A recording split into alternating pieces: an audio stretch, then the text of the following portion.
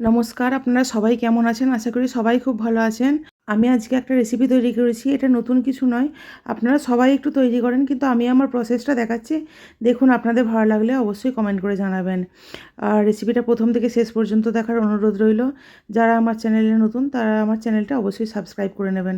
প্রথমে আমি এখানে কড়াইতে তেল দিয়ে গরম করে নিয়ে তার মধ্যে টুকরো করে কেটে রাখা আলুগুলোকে একটু নুন আর হলুদ দিয়ে ভালো করে ভেজে নিয়েছি।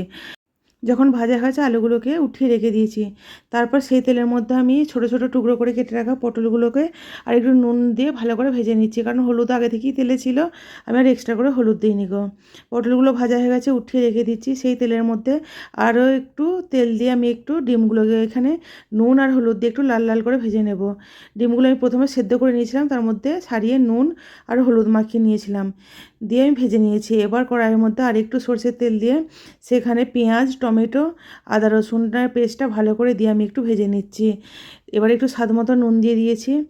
আমি এই পেস্টটাকে প্রথমে খুব ভালো করে ভাজবো, না হলে না পেঁয়াজ আর টমেটোর একটু কাঁচা গন্ধ থেকে যাবে। এখানে আদা, রসুন, টমেটো, পেঁয়াজ সব কিছু আমি একসঙ্গে পেস্ট করে নিয়েছিলাম। দেখুন, এই মশলাটা যখন খুব ভালো করে ভাজা হয়ে গেছে, তার মধ্যে আমি হলুদ গুঁড়ো, একটু শুকনো লঙ্কার গুঁড়ো, জিরে গুঁড়ো আর ধনে গুঁড়ো সব মশলা আমি দিয়ে এবার মশলাটাকে ভালো করে কষিয়ে নেব। এই মশলাটা যত ভালো কষানো হবে তরকারিটা খেতে ততই ভালো হবে।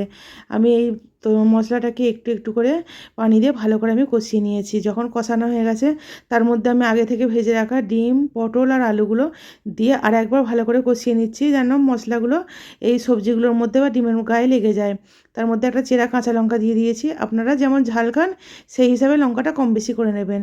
এবার আমি এটার মধ্যে পানি দিয়ে দিয়েছি, দিয়ে সমস্ত কিছু ভালো করে একবার মিক্স করে নিয়েছি। আমি পরিমাণ মতো পানি দিয়ে দিয়েছি, আপনারা যেমন ঝোল রাখবেন সেই হিসাবে দিয়ে দেবেন। এবার এর মধ্যে আমি ধনেপাতা কুচি দিয়ে দিয়েছি।